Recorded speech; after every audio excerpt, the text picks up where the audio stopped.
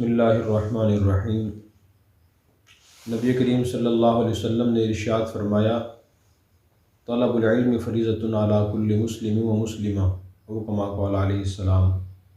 علم حاصل کرنا ہر مسلمان مرد عورت کے ذمہ فرض ہے۔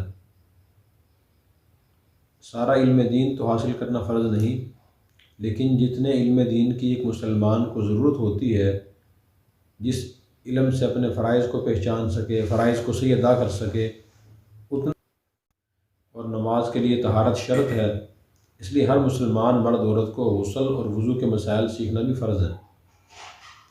اب ہم وضو کے فرائض بیان کرتے ہیں جو قرآن کریم کی سورہ مائدہ کے دوسرے رکوع میں اللہ تعالیٰ نے بیان فرمائے ہیں۔ اللہ تعالیٰ نے ارشاد فرمایا، یا ایھا الذین آمنوا اذا قمتم الی الصلاۃ فاغسلوا وجوہکم وایدیکم الی المرافق وامسحوا برؤوسکم وارجلکم الی الکعبین۔ اے ایمان والو، جب تم نماز کے لیے کھڑے ہو تم اپنے چہروں کو دھو لیا کرو، وایدیکم اور اپنے ہاتھوں کو کونیوں سمیت دھو لیا کرو، اور اپنے سروں کا مسح کر لیا کرو، اور اپنے پاؤں ٹخنے سمیت دھو لیا کرو۔ اس آیت میں اللہ تعالیٰ نے وضو کے 4 فرائض بیان فرمائے ہیں۔ نمبر 1، اپنا مکمل چہرہ دھونا۔ چہرے سے مراد یہ ہے کہ پیشانی کے بالوں سے ٹھوڑی کے نیچے تک، اور ایک کان کی لو سے دوسرے کان کی لو تک، اس پورے حصے کو دھونا فرض ہے۔ پہلا فرض وضو کا یہ ہے۔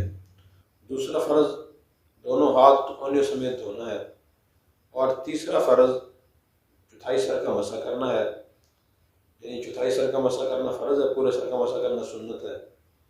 اور چوتھا فرض اپنے دونوں پاؤں ٹخنوں سمیت دھونا ہے۔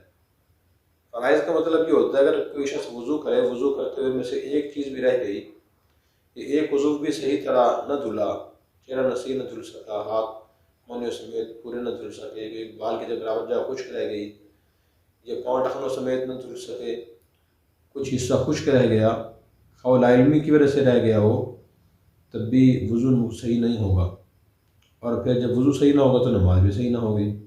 تو یہ وضو کے 4 فرائض ہر مسلمان نمازی کو جاننا ضروری ہے۔ باقی چیزیں اس میں سنت ہیں، مثلاً ترتیب سے وضو کرنا، پہلے دونوں ہاتھ دھونا، پھر کلی کرنا، مسواک کرنا، ناک میں پانی ڈالنا، ہر عضو کو 3 بار دھونا، یہ سب چیزیں سنت ہیں۔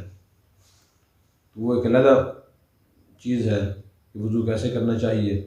وضو کرنے کا طریقہ یہی ہے کہ آدمی پہلے بسم اللہ پڑھے، اور پھر اس کے بعد دونوں ہاتھ دھوئے، پھر کلی کرے، مسواک کرے۔ مسواک مرد عورت دونوں کے لیے سنت ہے، اور اس کے بعد پھر 3 مرتبہ ناک میں پانی ڈالے، اور پھر چھوٹی انگلی سے، بائیں ہاتھ کی چھوٹی انگلی سے ناک کی صفائی کرے، اور پھر ناک صاف کر کے اچھی طرح اپنا چہرہ دھوئے اور 3 مرتبہ دھوئے۔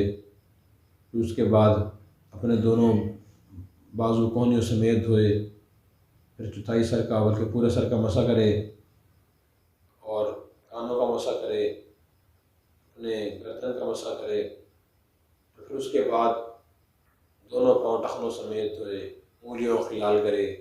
خلال کا مطلب یہ ہے کہ انگلیوں کے درمیان میں دوسری انگلی داخل کر کے وہاں پانی پہنچانے کی کوشش کرے۔